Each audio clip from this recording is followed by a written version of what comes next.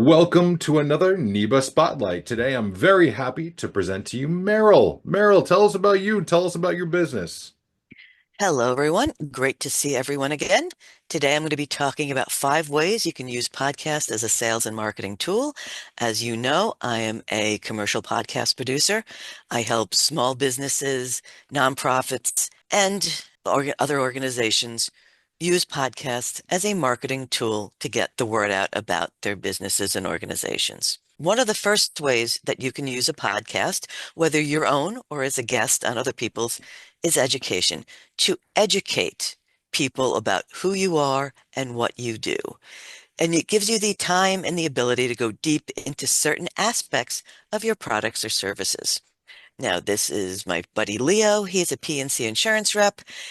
I do a podcast for another networking group, and he's done 4 so far. He's done homeowners insurance, renters insurance, auto insurance, flood insurance, and he is one of a PI attorney we know. We're going to be doing a podcast on what to do within the first 10 minutes of a car crash. The second thing is branding, and this was with our own NEBA podcast. Branding pretty much makes you stand out from everybody else that kind of does something similar to you, or just shows you how unique you are. We did a podcast with Barry, our portrait photographer, and his specialty is making headshots fun and exciting. And if you can't hear, you'll still see the subtext on here. That's Barry's brand. Most people would rather have root canal than get their headshots taken. Barry makes it a fun and pleasant experience. That is his brand. And he uses his podcast episode from NEBA to showcase his brand. Thought leadership. With thought leadership, you can stand out as an expert in your field. Who should people go to for advice when they want to know about a topic that you're an expert in? You want to be the one. So one of my clients, this woman named Donna, who does the B2B marketing podcast, and she wanted to be an expert in direct marketing for industrial manufacturing. So this was a very targeted market. And so she interviewed up to, I think we had the first 52 episodes of highly respected people in B2B marketing fields. And she was a little worried, saying, I don't know if this is really working. And then she went to a trade show and she was swarmed. She's like, "Oh, I really love your podcast. I want to be a guest. What do you recommend?" And so suddenly, after a year of doing this podcast, she was considered a thought leader as well.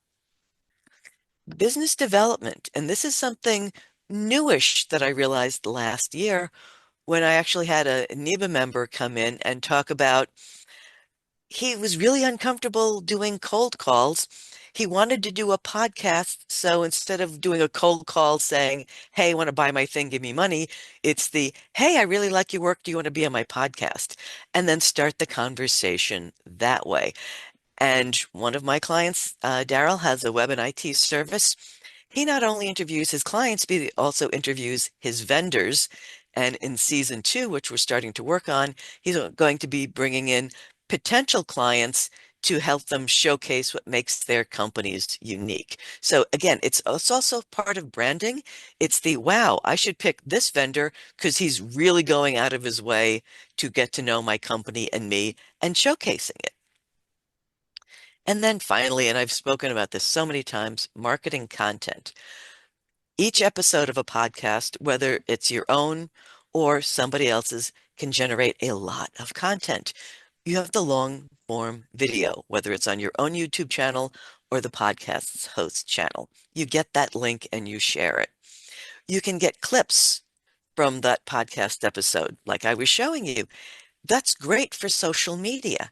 And if you're a guest on a podcast, ask for those kind of clips because most podcast hosts would love to give that to you because therefore you are showcasing not only your knowledge, but their podcast to your network and maybe they'll get more subscribers. Transcripts. Depending on how long your podcast episode was, that's anywhere between 5 to 20,000 words. That's book chapters, blog posts, social media blurbs. Turn it into an article. It's an incredible amount of text. And then make sure to put all of this on your website. what one of my clients does is for every episode they do, every episode has its own page. Here's the video, here's the show notes, here's the transcript. And they do that over and over and over again. Their SEO is going through the roof. One thing, every time you have a video on YouTube that you put onto your website, Google owns YouTube. So anytime you put a Google product on a website, your Google SEO goes up.